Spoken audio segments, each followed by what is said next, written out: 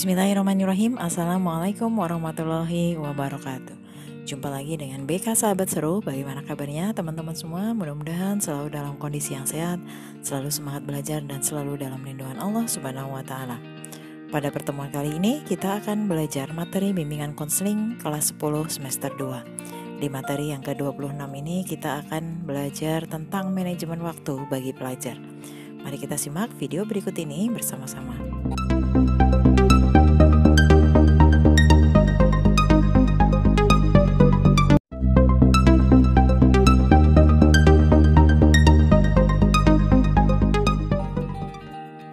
Bagaimana cara mengatur kegiatan kita sehari-hari? Sangat disayangkan apabila waktu yang kita miliki terbuang percuma, apalagi bagi anak-anak dalam usia remaja, karena banyak hal yang dilakukan dalam menggali sebanyak mungkin potensi yang dimiliki sehingga kelak berguna bagi kesejahteraan hidup di masa mendatang. Namun banyak remaja yang tidak tahu bagaimana memanfaatkan waktu seefektif mungkin. Terbukti masih banyak anak yang terlihat melakukan kegiatan-kegiatan yang semestinya tidak perlu dilakukan, yakni kegiatan yang berbau iseng yang menunjukkan ketidaktahuan mereka cara menggunakan waktu luang secara tepat. Untuk dapat melakukan kegiatan sehari-hari secara tepat, maka perlu adanya jadwal kegiatan yang disusun sehingga apa yang dilakukan tidak tanpa tujuan. Pada hakikatnya, kegiatan anak-anak dibagi menjadi 3 jenis, yaitu kegiatan di rumah, kegiatan di sekolah, dan kegiatan sosial. Yang pertama, kegiatan rumah. Kegiatan rumah mencakup mengenai kegiatan-kegiatan yang dilakukan untuk memenuhi kewajiban anak sebagai anggota keluarga, membantu kesibukan orang tua di rumah, antara lain membereskan pekerjaan rumah tangga sehingga dapat meringankan kesibukan orang tua sekaligus menunjukkan dharma bakti kita terhadap orang tua. Namun yang perlu diingat di sini bahwa jangan sampai kegiatan membantu pekerjaan orang tua ini menyita waktu dan tenaga anak sehingga menyebabkan kegiatan lain yang semestinya diselesaikan anak menjadi terganggu. Kemudian yang kedua, kegiatan sekolah. Kegiatan sekolah mencakup 2 hal, yaitu yang pertama kegiatan intrakurikuler, yaitu kegiatan belajar mengajar. Kemudian yang kedua, kegiatan ekstrakurikuler, yaitu kegiatan sekolah yang berkaitan dengan pengembangan dan minat anak terhadap bidang keterampilan tertentu, misalnya bidang kesenian, kepramukaan, dan lain sebagainya.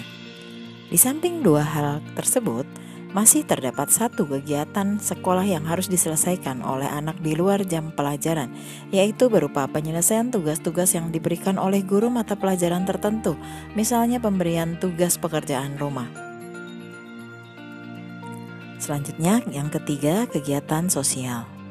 Kegiatan sosial mencakup kegiatan yang berkaitan dengan pengembangan pribadi anak sebagai makhluk sosial. Kegiatan ini antara lain meliputi pergaulan anak dengan teman-temannya. Kegiatan-kegiatan tersebut perlu dijaga kelangsungannya dan jangan sampai antara kegiatan yang satu mengganggu kegiatan yang lain sehingga semuanya bisa saling mendukung mewujudkan satu keberhasilan anak, baik dalam status sebagai siswa maupun sebagai anggota keluarga dan masyarakat.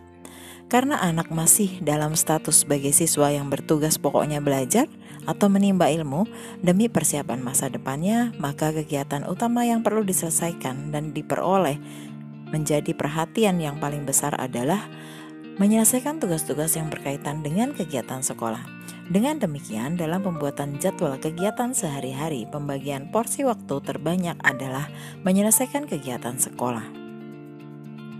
Selanjutnya, bagaimana cara mengatur waktu belajar? Jadwal kegiatan tersebut berlangsung selama hari masuk. Sedangkan pada saat libur kegiatan sekolah bisa diganti dengan kegiatan rekreasi atau membantu orang tua menurut keadaan.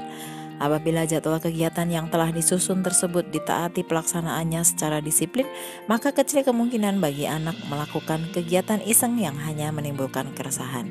Kegiatan belajar merupakan kegiatan utama bagi seorang pelajar.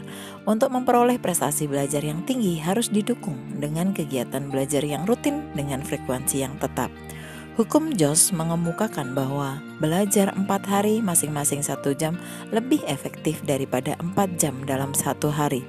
Hal ini mengisyaratkan kepada kita bahwa bukan masalah banyaknya waktu belajar yang kita perlukan untuk meraih hasil yang maksimal, melainkan keajekan dalam belajar yang dibutuhkan dalam memperoleh hasil belajar yang maksimal. Oleh karena itu, perlu kiranya menyiasati bagaimana mengatur waktu belajar sebaik mungkin agar diperoleh hasil belajar yang maksimal. Pemilihan waktu belajar yang tidak tepat hanya akan menghasilkan kelelahan tanpa dapat menghasilkan prestasi yang diharapkan. Sebagai contoh, apabila kita memilih waktu belajar sehabis nonton televisi, misalnya, akan cenderung mata menjadi lelah dan cepat mengantuk karena penglihatan telah terforsir pada saat menonton televisi, akan semakin tersiksa saat harus membaca buku pelajaran. Belum masalah kesan yang diperoleh dari isi tayangan televisi yang tidak mustahil akan lebih berkesan dan berpengaruh pada kejiwaan si anak sehingga menghambat daya serap anak pada isi pelajaran yang dibacanya. Belajar memerlukan suasana yang mendukung, antara lain badan yang segar, udara yang tidak terlalu panas, lingkungan yang tidak terlalu bising, serta suasana hati yang tenang.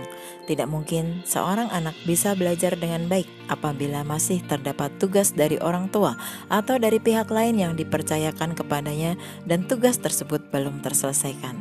Demikian pula keadaan ruangan serta lingkungan yang hiruk-pikuk akan menyulitkan anak berkonsentrasi pada materi yang dipelajari. Nah, berikut ini ada beberapa contoh untuk dapat memilih waktu belajar yang baik. Antara lain, yang pertama, seusai tidur siang sekitar jam 16 sampai jam 17. Kemudian yang kedua, seusai subuh sekitar jam setengah 5 pagi sampai jam setengah 6 pagi. Kemudian yang ketiga, seusai makan malam sekitar jam 7 malam sampai dengan jam 8 malam. Waktu belajar yang efisien antara lain 1 hingga 2 jam. Apabila ingin menambah jam belajar, maka harus ada rentang waktu istirahat untuk mengendorkan saraf otak yang terlalu tegang sehingga saat meneruskan belajar tubuh terasa segar kembali.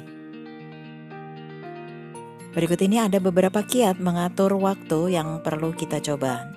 Di antaranya adalah: yang pertama, tetapkan prioritas. Jika banyak yang harus dikerjakan, buatlah daftar apa yang harus dan akan dikerjakan.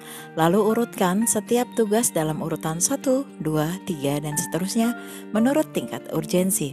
Kemudian yang kedua, jangan membebani diri dengan jadwal yang berlebihan. Lakukanlah perubahan untuk mencapai prestasi secara bertahap. Jika terlalu banyak yang harus kita lakukan, kita dapat menjadi bingung dengan jadwal tersebut. Kemudian yang ketiga, luangkan waktu untuk membiasakan diri menjadi teratur. Menjadi teratur membutuhkan pembiasaan yang cukup lama. Yang keempat, luangkan waktu untuk refreshing. Waktu untuk penyegaran membantu kita agar tetap sehat secara mental dan fisik. Kemudian yang kelima, jangan menunda-nunda. Banyak orang menunda-nunda karena suatu alasan. Mungkin tugas yang mereka hadapi terlalu sulit atau pekerjaan tersebut membuat stres. Apapun penyebabnya, menunda-nunda bisa jadi kebiasaan yang buruk. Demikian tadi materi tentang manajemen waktu bagi pelajar. Mudah-mudahan setelah menonton video ini, kita bisa lebih memahami bagaimana cara mengatur waktu untuk kegiatan kita sehari-hari agar lebih bermanfaat. Mudah-mudahan video ini bermanfaat untuk kita semua. Kita akan ketemu lagi pada video-video BK Sahabat Seru berikutnya. Terima kasih. Wassalamualaikum warahmatullahi wabarakatuh.